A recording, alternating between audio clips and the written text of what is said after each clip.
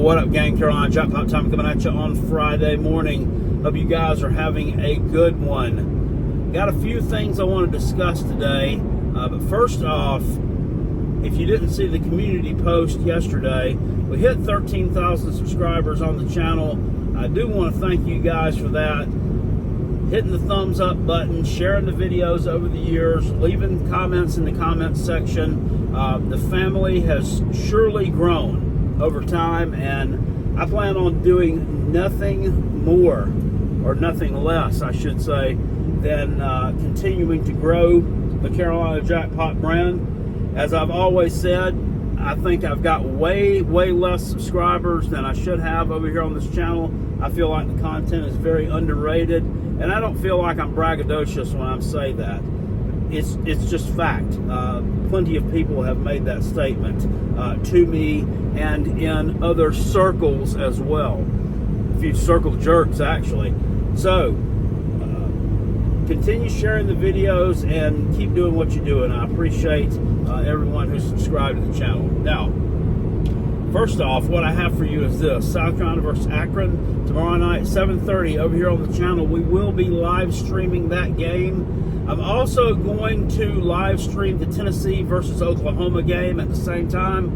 Both those games are 7:30 p.m. kickoffs or 7:30 p.m. starts. I've got Tennessee covering the spread in the game against Oklahoma. I think they're going to pull away late. I think it's going to be a close game for a while, but I think that they will pull away. I know Josh Heupel's always covered the spread in the first half.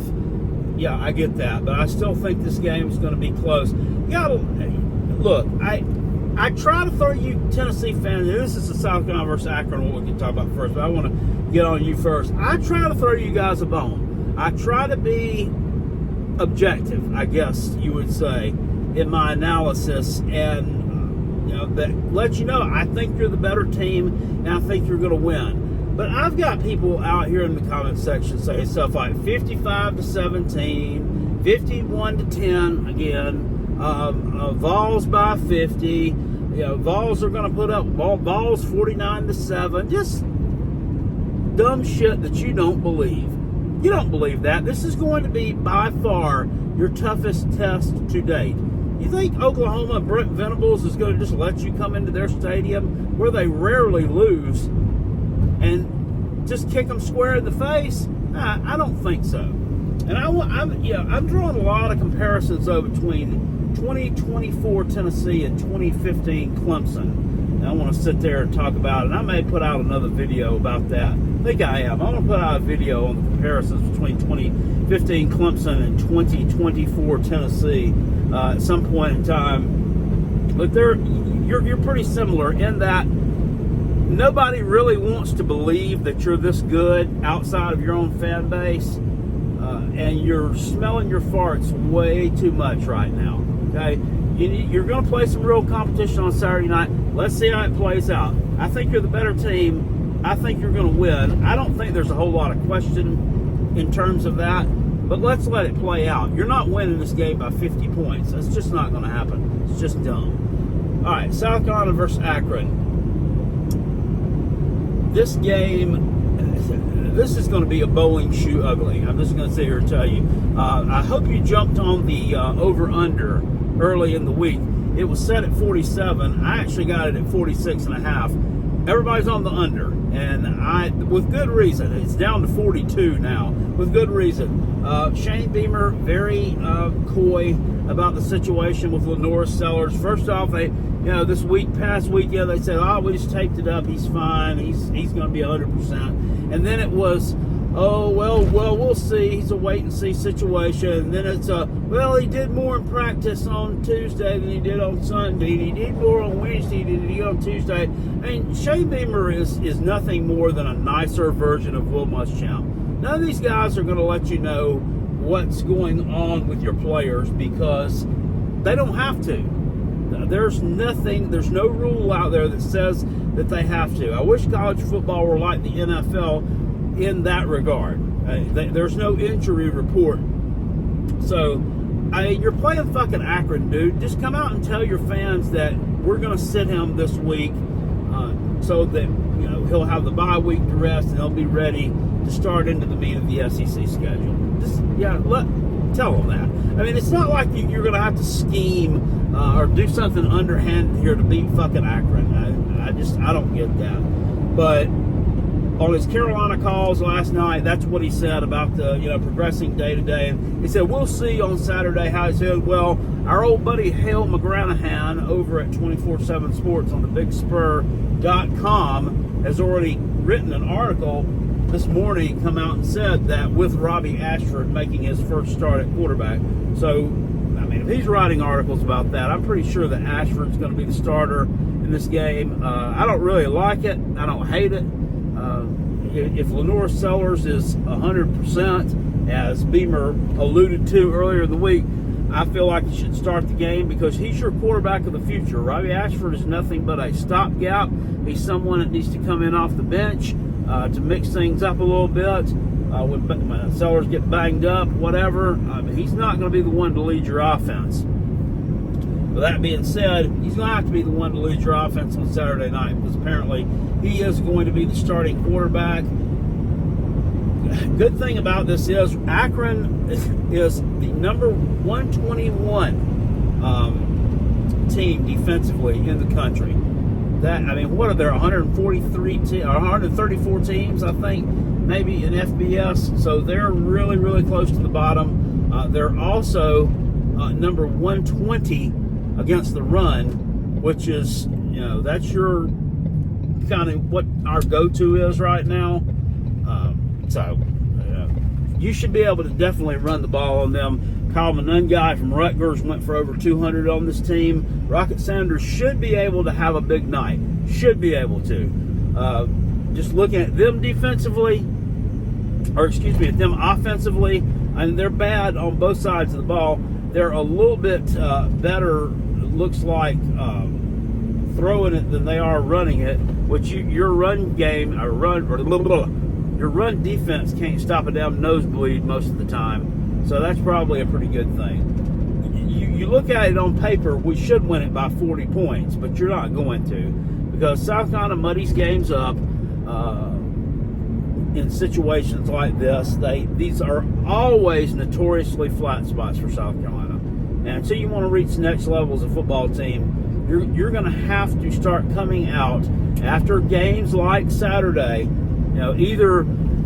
which either could have been a big win or a massive disappointment. It was a massive disappointment, but you're going to have to come out and play a balanced game after blow these teams out, and I don't see him doing it. I see South Carolina winning this game 31-10, something like that. I don't think Akron's going to score very much. My podcast partner, Rob Sanders, had said they should, in theory, maybe run like 5 plays on South Carolina's side of the 50. I'm here to tell you that's not going to happen. Something dumb's going to happen. He's going to turn the ball over. He being Ashford, pronoun boy. He'll turn the ball over, and they'll get some kind of cheap touchdown. But I don't think the game ever is going to be in doubt, but I don't think it's one that's going to wow you on the stats page. So Lenore Sellers probably won't take any snaps in this game. If I had to put money on it, I would put money on him taking no snaps in this ball game.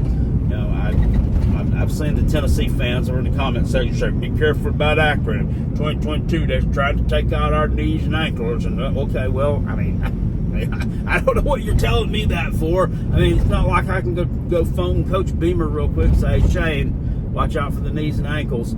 Tennessee man said they tried to take them out 2 years ago. Whatever. We don't need your assistance on anything, but thank you for the thoughts there. All right, so anyway, that's South Carolina versus Akron. I don't expect it to be a very exciting ball game. That's why I put another one on there, because I'm going to yell at that one too, because I'm going to be a big old Oklahoma fan tomorrow night. Going to be a big Okie. It'll be like old JR. I notoriously am a Tennessee hater, and I'm not going to try to sit here and hide that. But you're probably going to win that game. Anyway, moving on to something else. Have you seen this guy that he's an LSU sports journalist 104.5 ESPN out of Baton Rouge and Thibodeau. Probably hadn't, because it doesn't look like he's very popular. Also, it doesn't look like he's very good at what he does. This Matt Toscano guy, this little smart ass has really gotten under my skin a little bit the past week and a half or so. I've seen some of his YouTube videos, and I saw a little short, which I'm going to link down in the description box below. Hopefully, it'll play for you, because I found it over on the Twitter box.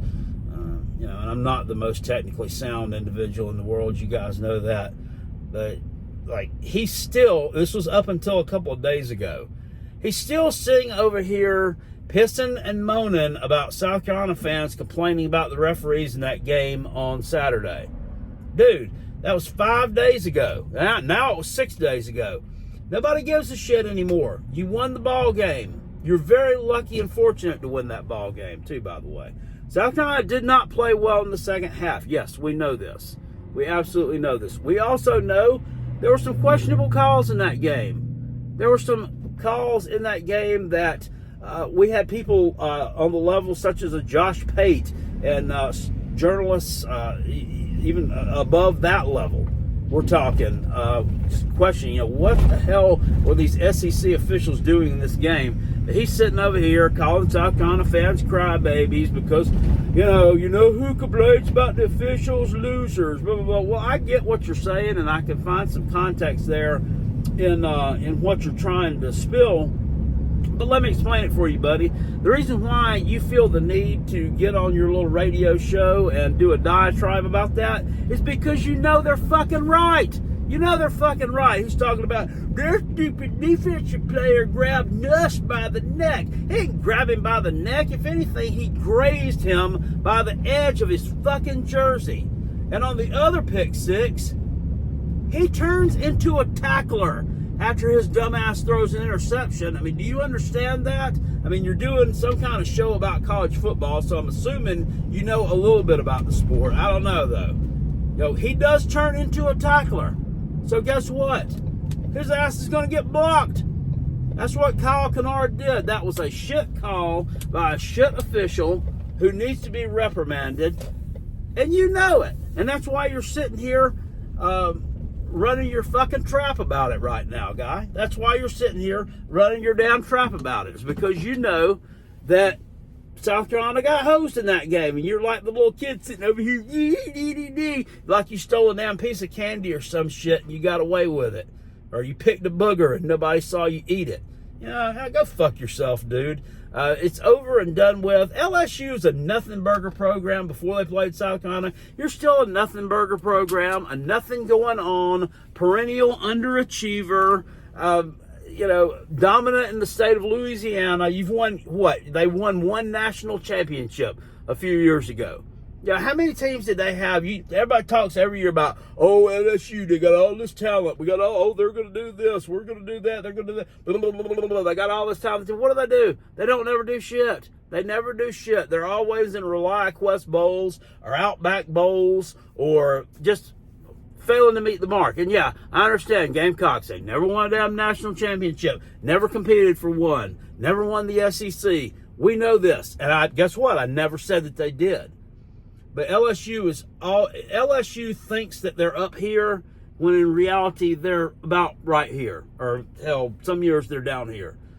You should be worried about your game against LSU this weekend. Tomorrow in Death Valley. Because, hell, I mean, you'll probably damn lose it. I mean, you'll probably shit the damn bed and lose it. That'd be about South Carolina's luck. We play a game which, breaks our damn hearts and lose it. And then somebody like UCLA will probably go into your house and beat you. That's probably about the size of what happens there. But anyway, that's probably not going to happen. But anyway, so South Carolina versus Akron, going to be boring. Tennessee versus Oklahoma, probably provide much more excitement. You can be assured that I'm going to get fired up at some point tomorrow night, and we're going to have a heck of a lot of fun on the live stream. Screw Matt Moscona. Keep my damn Gamecocks out of your mouth. Stop talking about them. Game's over with. You won. Move on. You were lucky to do so. Anyway, that's about all I got to say about that, guys. Appreciate it. Peace, and I'm out of here. Go Gamecocks. Woo! LSU.